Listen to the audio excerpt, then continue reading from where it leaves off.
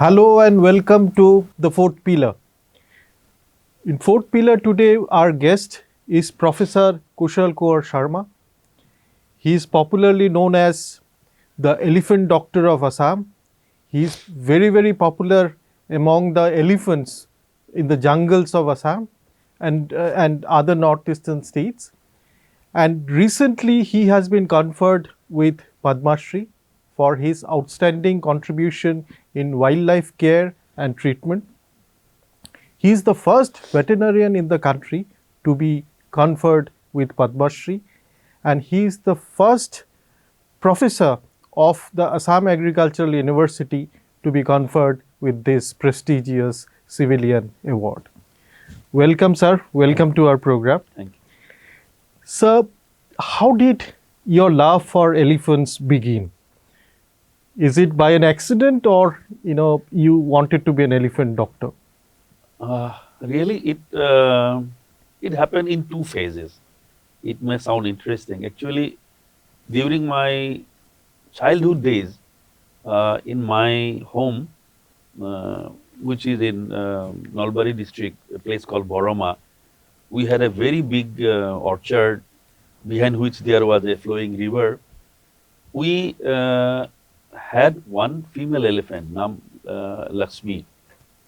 Actually, Lakshmi didn't belong to us. She was owned by another nobleman, but during the lay-off period from logging, he used to keep the elephant with her. So, in my childhood days, I had a very good friendship.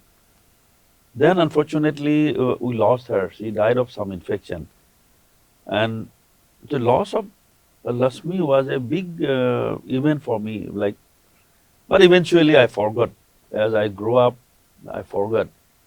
And then when it came to choosing a profession, like I was selected for medical, veterinary, agriculture, fisheries, and engineering, like that. So in those days, that was good.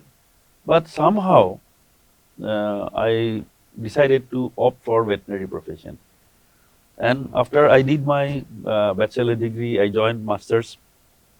And in my department, head of the department was Dr. Subhash Chandra Pathak, SC Pathak, and he was a famous elephant doctor. And I was his student, he was my guide.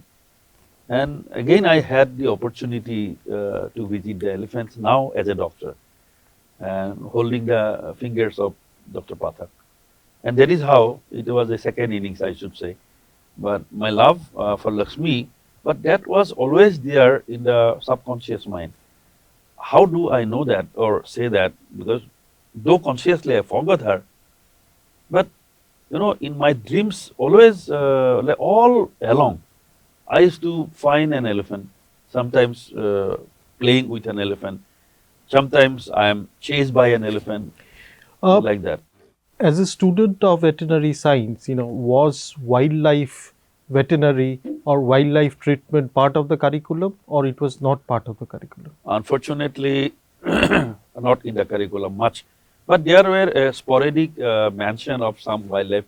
Say, for example, in anatomy, in comparative anatomy, we learned a little bit about elephant anatomy or rhino anatomy, like that, but just a passing mention. Yes, in the surgery, while we were studying anesthesiology, and since again Pathak sir was our teacher, he would definitely mention about the elephant anesthesia. So, but in bachelor degree level, it was very few. But fortunately, when I came for master's degree, I had a lot of opportunity and in practicing the elephant healthcare, anesthesia, surgery, everything. So, primarily I learned all the elephant healthcare practices from my Guruji, and subsequently during my PhD, I took elephant anesthesia as my research project, and primarily I did in Manas National Park with the help of the authorities, and then I have developed that confidence of administering anesthesia and all that. So basically, you can say I am self-taught to some extent, like so far as the literature or scientific things are concerned. But primarily, Dr. Pathak sir has introduced me to the elephant healthcare program.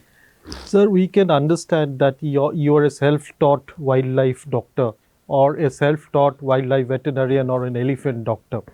So, while in the jungle, selecting the particular specific medicine for particular species, like anesthesia for an elephant and anesthesia for a tiger or a lion, is definitely going to be different. They are different. Yes. So, right in the middle of a jungle, selecting the right medicine for the right animal at the right time, it's quite a big challenge. Yes, And it is. without without some theoretical knowledge on the subject, because your primary Exactly. knowledge on the subject is more of a practical approach. Yes. Yes, So yes. how difficult was that job when you started going to the jungles in your initial years? No, I think you have raised a very pertinent issue. Like many people, even in the wildlife conservation fraternity, they think that somebody could load a tranquilizing gun, can do the tranquilizing job. Somebody has the courage and go and shoot at an elephant or a rhino and and they claim that I have tranquilized the animal. So basically, it is administering anesthetic drug. It is just like administering anesthesia to a patient in an operation theater. So before you administer anesthesia in a human being, you subject that person to a lot of tests, clinical tests. That opportunity we don't have. Including cardiological tests. Everything. So we don't have that opportunity. We have to depend on other informations like just heart health and that kind of individual animal health. Suppose there is a running tuberculosis, you never know. So dosing that particular animal and combination of drugs, and suppose there is overdosing, what to be done at that moment, and so there are various factors. I just mentioned a few. So actually, this job is a job of a skilled and theoretically sound person who has the knowledge of wildlife anesthesia. Even a person who is administering anesthesia to companion animals, say dog and cat, may not be good enough for this type of job in the field. And moreover, suppose you have darted the animal. Actually, we administer the stupefying or the immobilizing drug from a distance. And you have to dart in bodies and you target a certain muscle, but you miss the target. It goes to an area where there are a lot of fats. Now, the animal is going to behave in a different way. The, say, induction phase will be much longer, or there may not be adequate sedation that you can go and approach that animal, may be dangerous. So, at that moment, you should know what you need to do now, because the dart has hit a subcutaneous area and the drug is not sufficiently gone, or maybe during the induction phase, after you darted the animal, how should the crowd or the team should behave? Like if you irritate the animal, it will get aroused and you will not get adequate sedation. So there are multiple factors. So as you have rightly put in, this is the job of a highly specialized person and not anybody. But in India, this is a very bad trend. Some people are trying to do that.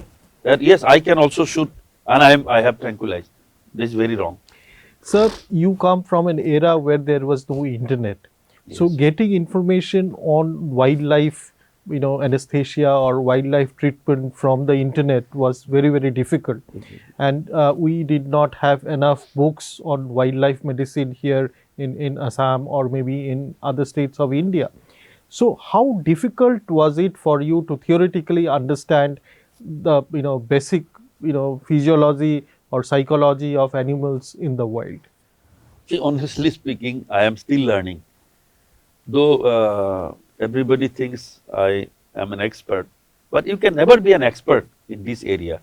But fortunately for me, I come across some people worldwide in my formative years, and I learn man to man. I also got access to many very famous books. Like I had some South African friends, so I got very good books. Like for example, Hartruns is a very famous large animal anesthetic person from Africa. And also there are some good textbooks like L.R. Soma's book or many other. So those books also have good chapters than Fowler's book, which is very famous. So basically you really, to begin with, you do not have to know everything. Now things are very good. So, Because see, now you mentioned about the internet. It happens that in the field now, something, some solutions or something is baffling me. I ask my boys, uh, please look at the Google. So he has every answer. So we also learn from that. It's good only now. yes. Sir, if I ask you as a wildlife veterinarian, what are the three main challenges in the jungles or in the field? The highest challenge in Indian context is to come back alive. We are not Africans, or even our forest is not like Africa. They have savanna, so they can go on helicopter and dart the animal. In our case, we have canopy type of forest. Even if a helicopter is given, you will not be able to do it successfully. And who will give us a helicopter? Even a car doesn't come. So the first challenge, I would say, to the safety of yourself and your team. That is primary challenge. And I have failed also. I lost my brother-in-law in one of the operations. This would not have happened in Africa in their kind of forest, with their kind of like preparations or facilities available. Number two is the safety of the animal. Because primarily I am doing this operation to help that animal. Now, if my operation, if my dirt or selection of drug or combination or dosing is not proper, that animal may die. Or sometimes even after you dart the animal may run into water and drown. It happens. No, I did rhino translocation program. Why? Because in our rhino bearing areas like Kaziranga or Pabitara, there are a lot of water bodies. And rhinos, they have a natural tendency to run towards water. And every possibility that the animal gets drowned. So we are prepared for that. Height of winter, our people jump in cool water to save or lift the face of the rhino out of water so that it is not drowned. People also know in Guwahati area, in Uparhali, we have rescued one rhino, nicknamed Rani later on. So she was also like that. I have rescued her from 5 feet deep water, and I have immobilized in that. See the precision of saving the animal. Like the moment she was going to be drowned, our people jumped and saved her.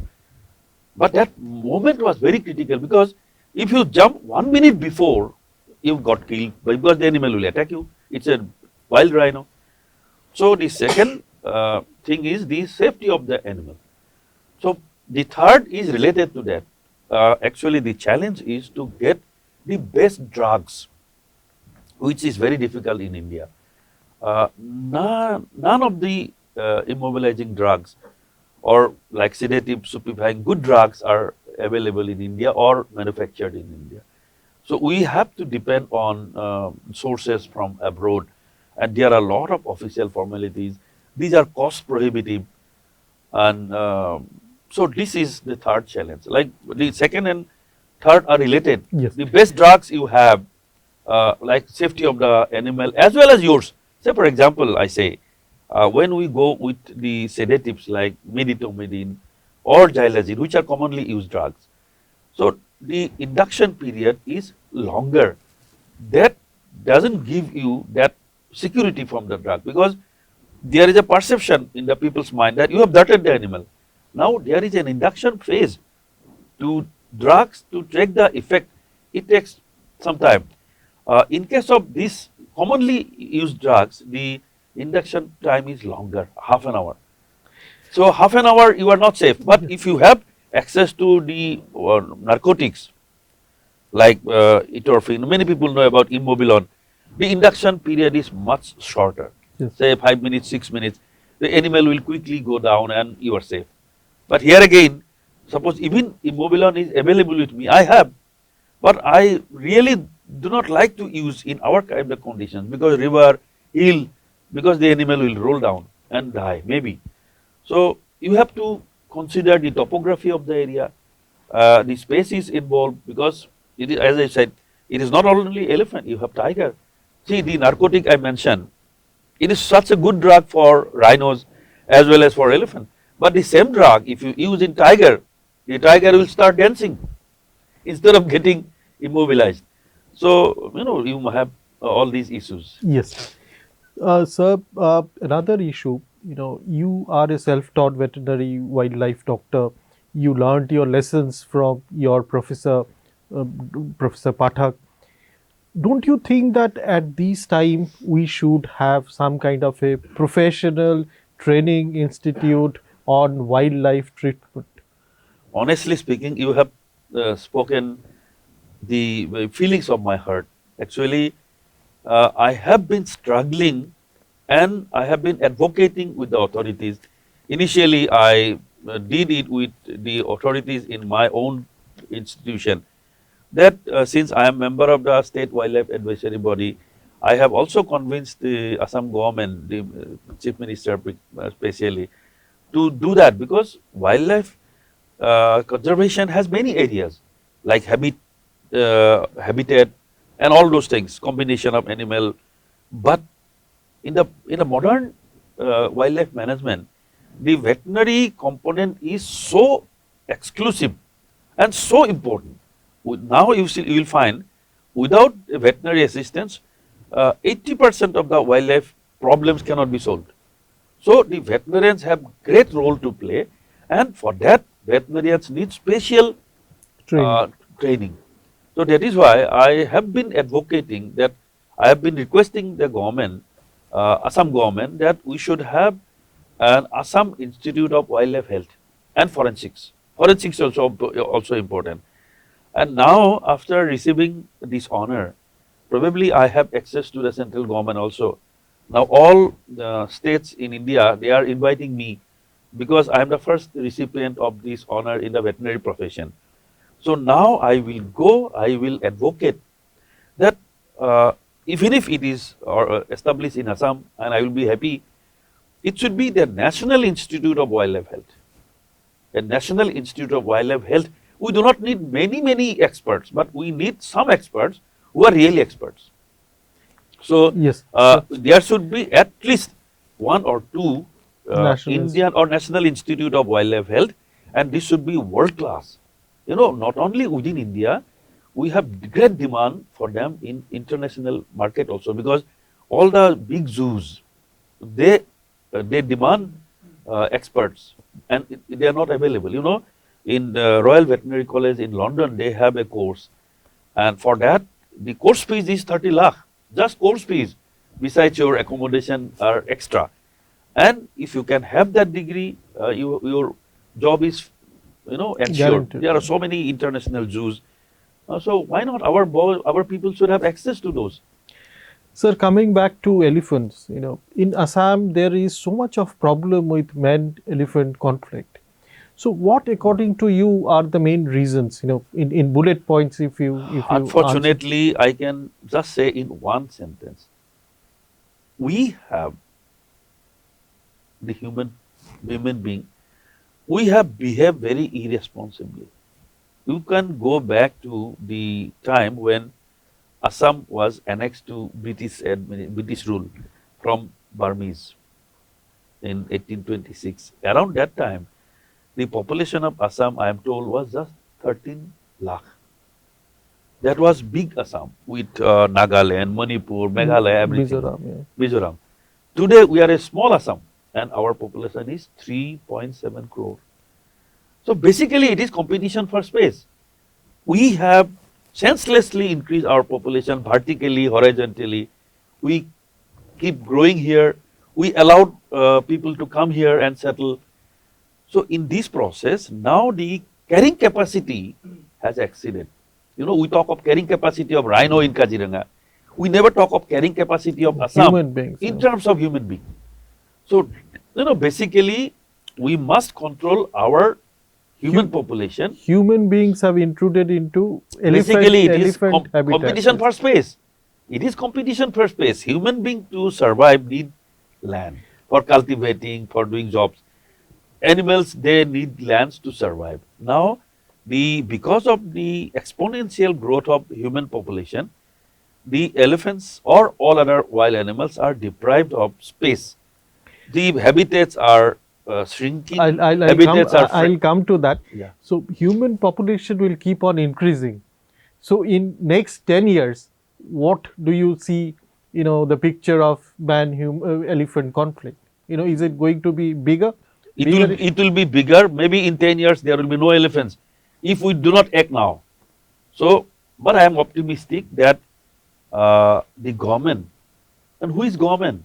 They are only our leaders. Our leaders. Our leaders. The way we uh, want, the government will decide. We want that population should be controlled. So I hope the government will act on this. Now they have started talking about population control. I hope they will be serious about it. I hope we will be serious about it, so that we reverse the population growth. Sir, we get to hear that there are a lot of wildlife smugglers who still keep trapping elephants from the jungles and try to captivate them. So, is the report correct? Yes, it is very much correct. You go through the Wildlife Crime Control Bureau report from 1996 till date, more than 1,000 elephants have gone from northeastern region. Unfortunately, the Wildlife Protection Act 1972, India, it bans all the sale of the scheduled animals, the live animals or their body parts. But there is a loophole in that. A loophole has to be kept. Like, say for example, someone has been found in a rape case and murder. So the law has a provision for his capital punishment. Now, even within that, there is some provision that the President of India can pardon him or let him leave lifetime imprisonment like that. So every strict rule has some conditions that is little loose. Now we are only taking advantage of that and forgetting the spirit of the Wildlife Protection Act. Now why Wildlife Protection Act bans it? Because they say that this will block the trade. Now see, what business the elephant should have in a temple somewhere in Rajasthan or tourism field in Kerala or in Nepal. Now all this, it is a one-way traffic. Since time immemorial, elephants are going out of Assam, never coming back. Now, why there should be 114 elephants in Amber Fort in Rajasthan? Why should there be? This is a desert. This is a desert. How can elephant be comfortable there? Cannot. So, if we really love our elephants, our nature, so we should stop that. Now, the argument's sake, you can say that there is conflict, people are dying, so we have excess number of elephants. Let them go. I'll come to that. There is no excess number of elephants here because as per Assam Forest Department figures, data, there has been 30% decline in captive elephant population in Assam in last 10 years. And if we keep on sending elephants from Assam to rest of the country, then what is going to happen to our elephants? There is one aspect. Actually, the decline of captive elephant population has a reason. Because the government has banned capture of wild elephant for domestication. So in 80s there were some selective captures, it is not. So the elephants are dying natural death in captivity. So decline of population is natural thing. But to add to that, actually large number of elephants are also being captured illegally and sold outside. See, I tell you, in 96 when the Supreme Court, Honorable Supreme Court of India has banned commercial logging in northeastern region because this region is very fragile ecologically. The forest cover is necessary, otherwise this region will face a disaster, which is happening now. But the about 2,200 elephants, captive elephants in that time, there was a kind of panic reaction. The elephant owners, they thought that how they will maintain their elephants since logging is banned, what they will do. So the temple lobby South India, they took the advantage of that panicky. And you believe me, our owners, they have just let the elephants go offhand in a throwaway price, even in 1 lakh, which fetch 1 crore rupees in Kerala. So just one example I give you. In Kerala, before 1996, there were 350 captive elephants. And by 2000, the captive elephant population grew to 1100. 800 elephants. Gone from Assam, only to Kerala. And all other places. In Nepal, Sitawan National Park, that time Royal Sitawan National Park, had just 12 tourist elephants in the tourism sector, private tourism sector. By the end of a decade, there were now 270 tourist elephants. They have all gone from Assam, from Bihar and UP. So if you ask anybody in Nepal, where from this elephant has come, they say Bihari elephant. Where is the forest? From where Bihar producing elephants? These are all going from here. You see the record of the Sonpur Mela couple of years back. Even now it is banned. The Project Elephant has, and I am strongly behind this ban. That's because I am a member of Project Elephant Steering Committee. So all these issues I raise, but see, there is a pressure from those lobbies, the temple lobby, tourism lobby. So they pressurize their political mentors, and somehow they make it happen. So I see there are certain situations, like for example, we have captive elephant, you have a captive elephant, you want to dispose it off because you cannot maintain it. You can ask the government, sir, take possession of my elephant, I cannot maintain it. Then government, they may decide to take that elephant and give to, say, Dudhua Tiger Reserve for patrolling duty. Like that. That is why the Wildlife Protection Act has kept that loophole, that some elephant may be transported out. It's a national integration. Like we need to support each other. But we should not take the loophole of that. Sir, you have been conferred Padma Shri basically because of your love for wildlife care and treatment. Yes. So, what do you, in very short, if you're asked to say that what is the easiest way of saving the endangered Asian elephants, specifically in Assam or in the Northeast? We have to control our population, human population. Because I do not see any shortcut solution to this problem. I said you before, more human population, more shrinkage of habitat, and ultimately there is no habitat, means elephants are dying. They are spreading, they are going to tea estates, poisoned, they are electrocuted in fields, they are hit by trains. So, they are dying everywhere, and it's only a matter of time. If things are not reversed, they are not going to survive. Thank you very much, sir, for the lovely interview, and all the best to you, sir. Thank you.